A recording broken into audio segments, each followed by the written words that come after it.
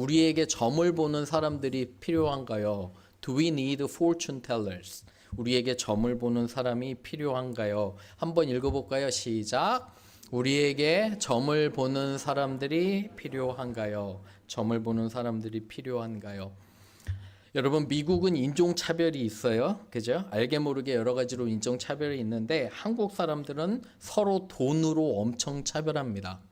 제가 이제 어렸을 때 자랐던 서울을 보면 한강을 기준으로 위쪽은 강북, 밑에는 강남. 그래서 엄청 차별합니다. 물론 지방과 서울을 차별하는 사람들도 있지만 아마 그거보다 제 생각에는 강북과 강남 사는 사람들 엄청 서로 차별합니다. 저는 어렸을 때 강북에서 살았습니다. 강북 수율이라고, 여러분 응답하라 1988에 보면 쌍문동이라는 동네가 나와요. 거기서 멀지 않습니다. 수율이가.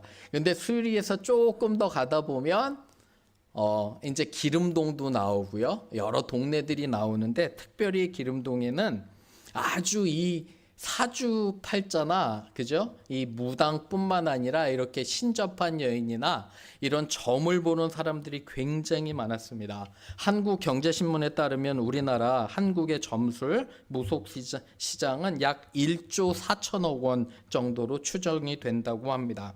요새는 재미있게 옛날에는 뭐 중년이나 연세 드신 분들이 포춘 텔러를 찾았지만 지금은 20, 30대 MG 제너레이션이 많이 찾는다고 해요.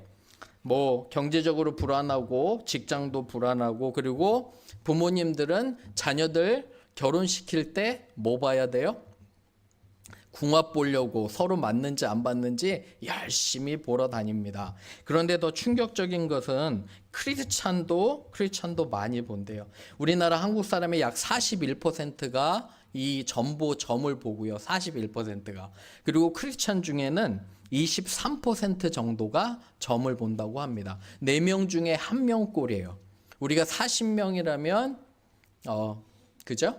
몇 명이 봐요? 40명이라면 한 10명 정도가 보는 거예요. 그 정도로 이렇게 많이 본다고 합니다. 이 숫자를 따져봤는데 현재 한국에서요, 목사님들이 10만 명, 승려가 4만 명, 카톨릭 사제가 5천 명인데 무속인과 점을 봐주는 사람은 공식 비공식을 합쳐서 80만 명에 가깝다고 합니다. 아주 충격적으로 많이 봐요. 우리 어떻게 할까요? 우리는 어떻게 돼요? 하나님을 믿는 사람은. 그래서 오늘은 이 사울왕이 점 보러 간 거예요. 신접한 여인한테 갔는데 이 말씀을 통해서 우리가 깨닫기를 원합니다. 첫 번째 한번 읽어볼게요. 시작. 우리가 하나님께 불순종하면 하나님께서는 침묵하십니다. When we disobey God, God becomes silent. 우리 말씀 한번 보세요.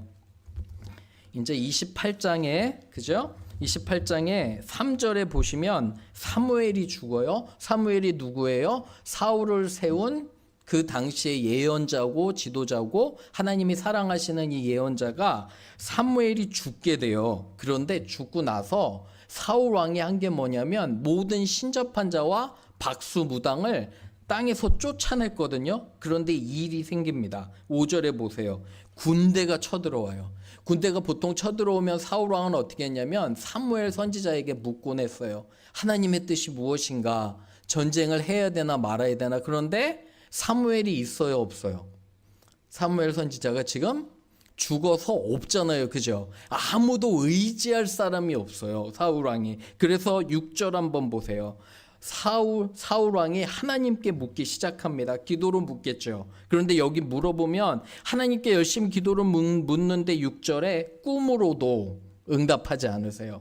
우림이라는 건 뭐냐면 대제사장 입는 에봇 앞에 돌을 넣는 게 있어요. 돌을 넣어서 제비 뽑는 것을 우림이라고 하는데 그걸로도 말씀하시지 않고요. 어떠한 형태로도 또 말씀하시지 않는 거예요. 너무 답답해요. 그래서 7절에 보면 신접한 여인을 사울 왕이 찾아가는 것을 보게 됩니다. 여러분, 여기서 하나님이 침묵하신다는 거는요, 우리가 기도할 때, 여러분과 제가 기도할 때 이러시잖아요.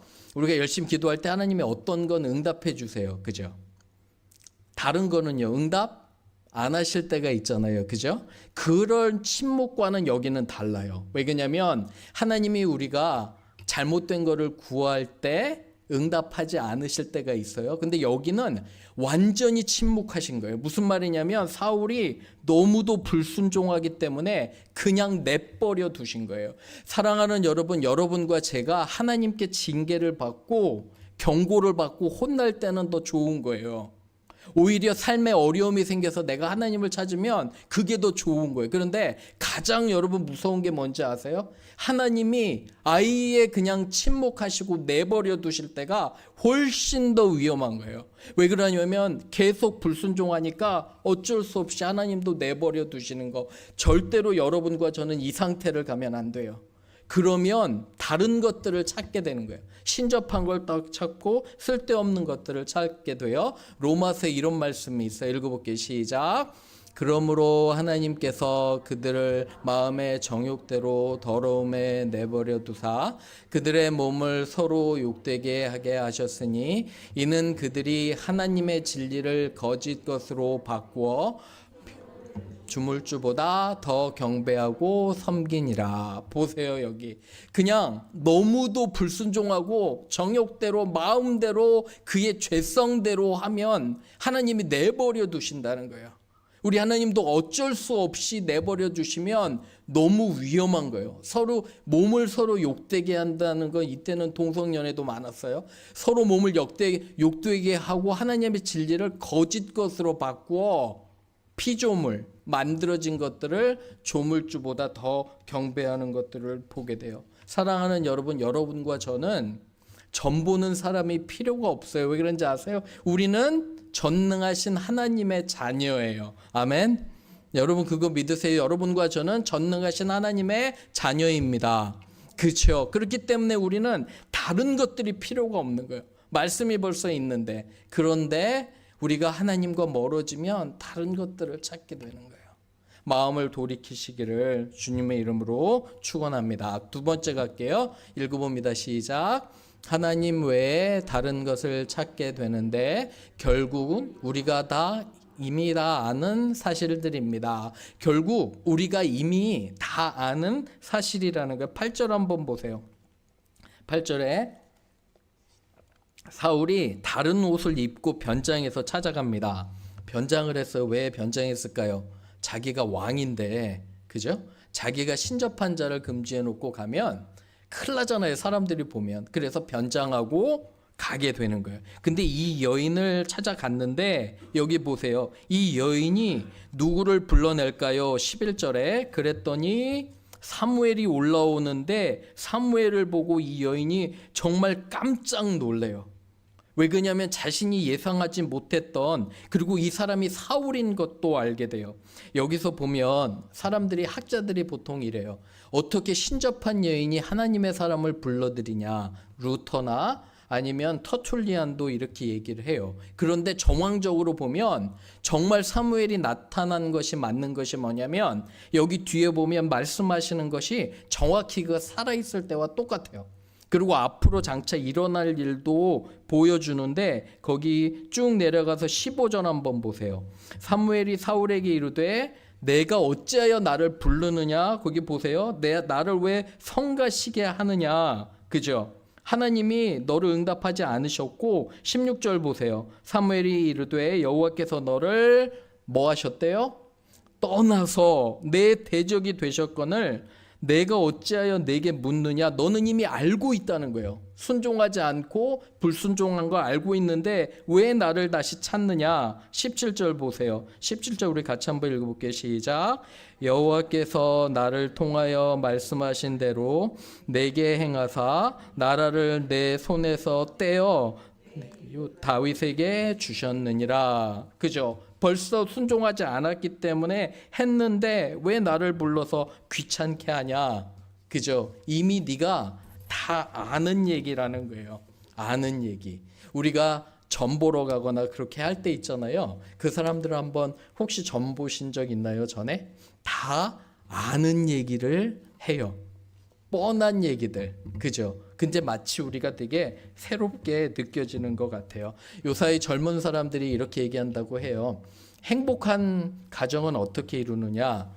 어떻게 행복하게 부부가 살아갈까 하면 젊은 사람이 이런다고요. 나와 맞아야 된대요. 잘 한번 생각해 보세요. 나와 맞아야 된다요. 그죠? 궁합이 중요한 것 같아요. 나와 맞으려면. 그렇지 않으세요? 그죠? 나와 딱 맞으려면 뭐 여러 가지로 살펴보고, 그죠? 그리고 뭐 그 사람들이 하는 여러 가지 궁합을 통해서 모든 것을 잰 다음에 나와 딱 맞으면, 그죠? 딱 맞으면 행복해요, 안 행복해요? 행복한다고 믿어요. 그죠? 세상에 나와 딱 맞는 사람이 있나요? 결혼 생활 오래 보신 분들은 내 남편과 아내가 나와 딱 맞다는 분 계세요? 저는 그런 분 못 봤어요. 그죠?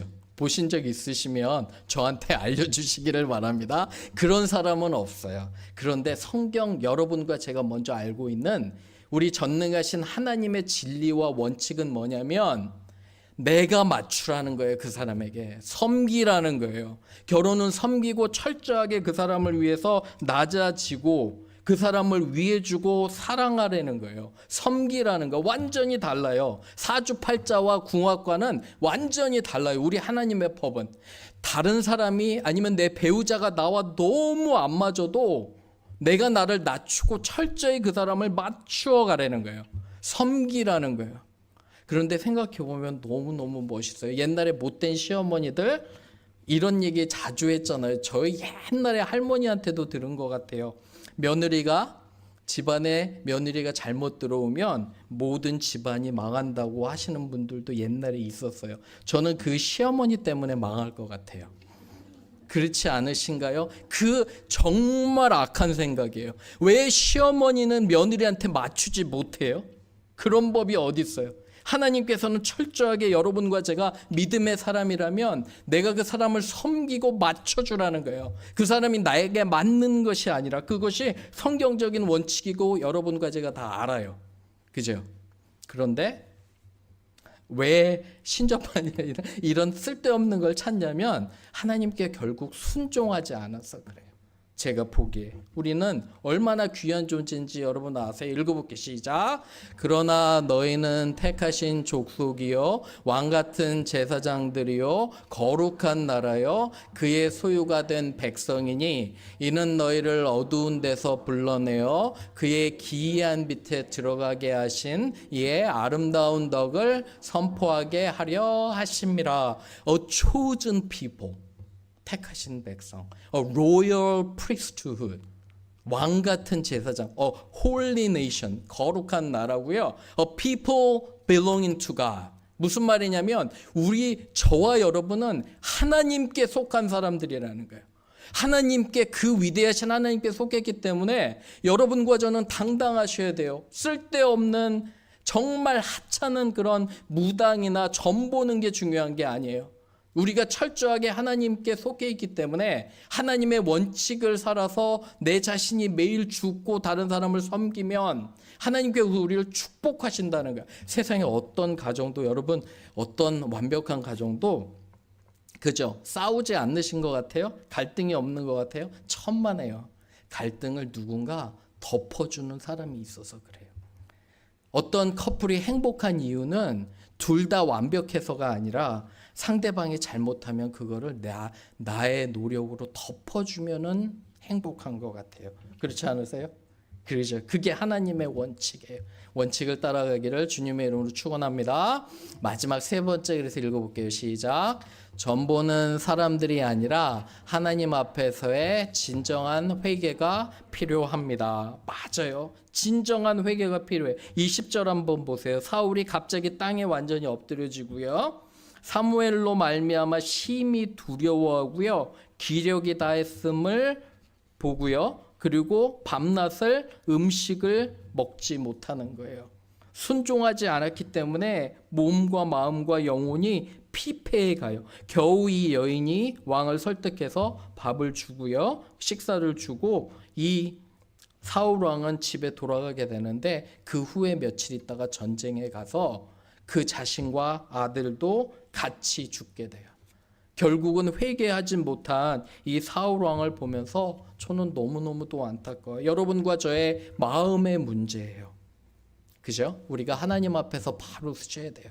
바로 쓰면 하나님께서 저와 여러분을 축복하실 줄로 믿습니다. 우리 한번 읽어볼게요. 이사야서 44장은 이런 약속을 우리에게 주세요. 읽어볼게요. 시작.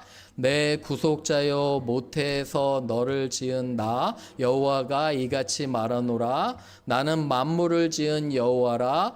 홀로 하늘을 폈으며 나와 함께 한자 없이 땅을 펼쳤고 헛된 말을 하는 자들의 징표를 패하며 점치는 자들을 미치게 하며 지혜로운 자들을 물리쳐 그들의 지식을 어리석게 하며 나는 너희의 하나님이다. 그죠? 우리 결단 찬양 좀 이따가 할 거예요. 그런데 내가 너의 여호와고 우리에게 말씀하시는 거예요. 하나님이 이같이 말씀하시는 거예요. 내가 이 세상 만물을 창조했을 때 아무도 없었다는 거예요.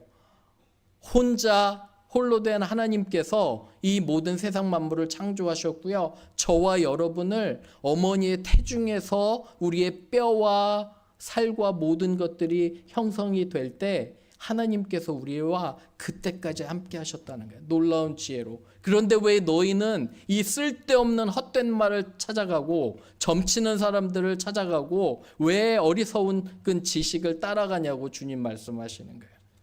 하나님만 잘 따라가시면 돼요. 말씀 열심히. 어떻게 따라가요? 목숨 걸고 말씀 열심히 공부하셔야 돼요. 사랑하는 여러분, 여러분들이 말씀을 따라가지 않으면 다른 것들이 들어와요. 벌써 하나님은 우리에게 벌써 말씀하셨어요. 그죠? 열심히 공부하고 따라가고 순종하면 되는 거예요. 그럼 하나님께서 축복하실 줄로 믿습니다. 달력을 보니까 오늘 2월 1일이에요. 벌써 1월이 다 갔더라고요. 깜짝 놀랐어요. 달력 넘기면서. 와, 이렇게 시간은 가겠구나 이런 생각이 들고요. 우리 학생들은 엊그제 입학했지만 이제 조금 있으면 금방 졸업한다고 그럴 거예요. 세월이 그렇게 빨리 가는 것 같아요. 매일매일 하나님께 순종하고요. 하나님 따라가는 우리는 점 보는 사람이 필요하지 않습니다. 그죠? 하나님과 하나님의 말씀이 있기 때문입니다. 아멘. 우리 기도할게요.